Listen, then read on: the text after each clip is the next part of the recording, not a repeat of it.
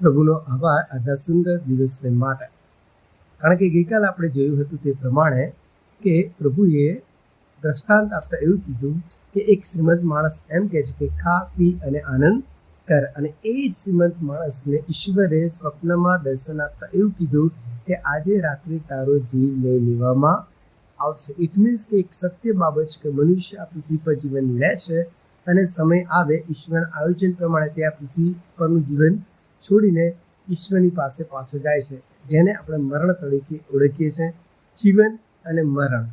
પણ બાઇબલમાં એવું લખ્યું છે, યોહાનની લખેલી સુવાર્તા 17મો અધ્યાય, બાઇબલમાં લખેલું છે યોહાનની લખેલી સુવાર્તા 17મો અધ્યાય અને 3જા વચનમાં એવું કહે છે કે અનંત જીવન એ છે કે તેઓ તને એકલા ખરા દેવને તથા ઈસુ ખ્રિસ્ત જેને મોકલ્યો છે તેને ઓળખે. અહીંયા બાઇબલમાં અનંત જીવનની વાત લખેલી છે. અનંત જીવન એટલે કે મનુષ્ય પૃથ્વી પરનું જીવન પૂર્ણ કરીને એમ કહે છે કે દેવની પાસે સદાકાળ અનંત જીવનમાં જાય છે.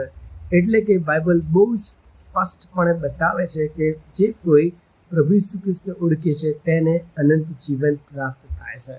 પણ મનુષ્ય તરીકે જગતની ફિલોસોફી પ્રમાણે, જગતના લોકો પ્રમાણે આ પૃથ્વી પરનું જીવન તેઓ જીવે છે એ સદાકાળનું જીવન છે, પણ એવું નથી.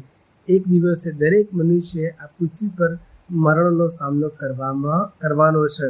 મરણ તેની આગળ આવીને ઊભું રહેશે, અને આપણે જાણીએ છીએ કે એ જ મરણમાંથી બચાવવા માટે બાઇબલ એમ કહે છે કે પ્રભુ ઈસુ ખ્રિસ્તે દરેક મનુષ્યના પોતાના પાપ પોતાના ઉપર લઈ લીધા અને કાલ્વારી ક્રૂસ ઉપર પોતાનો પ્રાણ આપી દીધો કે જેથી કરીને મનુષ્યને આવનાર નાશમાંથી અને આવનાર મરણમાંથી અને આવનાર પાપમાંથી છોડાવે અને સદાકાળ અનંતકાળનું જીવન કે જે દેવ છે, જે પ્રભુ ઈસુ ખ્રિસ્ત છે તેની સાથે અનંતકાળિક જીવન આપે. એટલે જ બાઇબલ એમ કહે છે કે અનંત જીવન.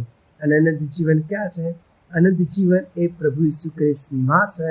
અને જેઓ પ્રભુ ઈસુ ખ્રિસ્તને ઓળખે છે, જેઓ પ્રભુ ઈસુ ખ્રિસ્તની પાસે આવે છે, જેઓ પ્રભુ ઈસુ ખ્રિસ્તને જાણે છે, તેઓની પાસે અનંત જીવન છે. કારણ કે તેઓને બાઇબલ પ્રમાણે ખાતરી મળે છે કે જ્યારે તેઓ આ મરણ છોડીને જશે ત્યારે સદાકાળના અનંત જીવન કે જે ફક્ત અને ફક્ત પ્રભુ ઈસુ ખ્રિસ્તમાં જ છે તેમાં પ્રવેશ પામશે અને સદાકાળનું જીવન દેવની સાથે સ્વર્ગમાં વિતાવશે. તો તમને હજુ સુધી એ અનંત જીવનની ખાતરી નથી, તમે હજુ સુધી એ અનંત જીવનને જાણતા નથી, તો તમારી પાસે સમય છે કે તમે બાઇબલ વિશે જાણો, પ્રભુ ઈસુ ખ્રિસ્ત વિશે જાણો, અનંત વિશે જાણો, બાઇબલ વાંચો અને તમને દેવ અનંત જીવનની વાત બાઇબલમાંથી બચાવશે. અને દેવ યોહાનની લખેલી સુવાર્તા 3જો અધ્યાય 16મું વચન કહે છે તે પ્રમાણે કોઈનો પણ નાશ ન થાય, સગડાનો નાશ ન થાય, પણ સગડાને અનંત જીવન મળે. અને એ અનંત જીવન ફક્ત અને ફક્ત પ્રભુ ઈસુ ખ્રિસ્તમાં જ છે. તો આવો પ્રભુ ઈસુ ખ્રિસ્તને ઓળખીએ અને અનંત જીવન પ્રાપ્ત કરીએ. આમેન.